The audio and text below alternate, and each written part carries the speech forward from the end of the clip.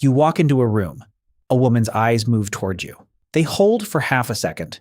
Then they slide past. You weren't rejected. Rejection requires being considered first. You were filed. This is not about your face. It's not about your height. It's not even about your clothes. This is about a number you've never said out loud. This is how women look at you at every income level. Level 1, $0. At the bottom, the look you get is the absence of one. Your background. You're the wall, the chair, the guy near the door. The eyes move across the room and never stop on you because nothing about you registers as a reason to stop. You tell yourself you don't care. You've trained yourself not to. But you notice. You always notice.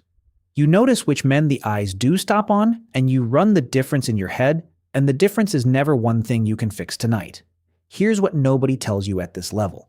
You are not being judged for who you are. You're being filed for what you signal. And right now, you signal risk, not danger. Risk, the quiet kind. The kind that says this one cannot hold weight yet. It isn't cruelty. It's arithmetic running in a place no one admits has a calculator. That's $0 a year. Level 2, $30,000. Now you exist. Barely. The eyes stop on you for a full second. There's a flicker. Maybe. And then you watch the flicker resolve into a decision, and the decision is nice, but not now. You get the smile that's meant to be kind, the one that closes a door gently so you don't hear it click. You're not invisible anymore. You're something worse. You can hold a conversation. You can make her laugh, and you'll watch all of it land and still feel the room quietly sorting you into the pile marked later. Maybe, if nothing better comes. You start doing a thing you'll do for the rest of your life. You start performing stability you don't have. You mention the job like it's bigger than it is.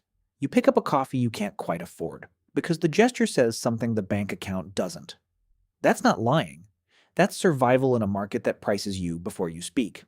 That's $30,000 a year. Level 3, $70,000. Something shifts here. It's subtle, and it changes everything. The look lasts longer. It comes back a second time. It travels down and back up, and this time it isn't checking whether you're a risk. It's checking whether you're real. You've crossed a line. You're no longer a maybe. You're an option. And being an option feels incredible after years of being furniture. The attention is steadier. Conversations don't end early. Numbers get given without you having to earn them twice. But pay attention to what's actually being measured because it's not you. It's the absence of alarm. At $70,000, you stop setting off the quiet warning that played at every level below. You read as someone who pays his half, someone who won't become a project, someone safe. And safe, you're starting to learn, is the most attractive word in the language, and the loneliest, because it's about her, not you. That's $70,000 a year. Level 4, $150,000. Now the look changes character entirely. It's not the absence of alarm anymore. It's interest. Active, leaning forward, remembering your name interest. You walk into the room and the eyes that used to slide past you now find you. And stay. You're a catch now. People say it out loud. Friends introduce you with the job attached because the job is now a feature. And here's the strange part. You didn't get more interesting. Your jokes are the same jokes you told at 30,000 when they died in the air. Now they land. Same words. Different number behind them. That should bother you more than it does. But it doesn't because the attention is intoxicating. And you spent so many years on the other side of it that you let yourself believe you finally became the man they're seeing. You didn't. You became the number they can see. The man is still the same one nobody looked at. That's $150,000 a year. Level 5, $400,000. The dynamic flips completely here, and the flip is disorienting. You don't pursue anymore. You're pursued. The look comes to you now, fully formed. No hesitation, no filtering. The room reorganizes slightly when you enter it. You can feel the calculation happening faster now, more confidently, because the signals are loud. The watch, the car, the way you order without checking the right side of the menu. And somewhere in here, a small cold thought arrives that you can't get rid of. You start wondering what the look would do if the number disappeared. You test it sometimes. You downplay the job. You wear the plain clothes. And you watch the temperature of the attention drop, just enough to confirm the thing you didn't want confirmed. The look was never free. It was always priced. You just couldn't afford to notice before. That's $400,000 a year. Level 6, $3 million. At this level, the problem isn't getting the look. It's trusting it. Every look now arrives with a question attached that you can't switch off. Is this her, or is this the number standing where I'm standing? You'll never know. That's the part nobody warns you about. The attention is total. The warmth is real seeming, and you sit inside it completely alone. Because the one thing you actually wanted, to be looked at the way you were never looked at when you had nothing, turns out to be the one thing money makes impossible to verify. You used to be invisible, and you knew it. Now you're seen constantly, and you have no idea by whom. You'd trade some of it back. A little. Just to get one look you could trust. But it doesn't work that way. The number doesn't come off. That's $3 million a year. Level 7. The truth. At the top of everything, you finally understand what the look was always measuring. And it was never you. It was never even the money. It was safety. Every woman who filed you at the bottom and pursued you at the top was doing the same thing the whole time.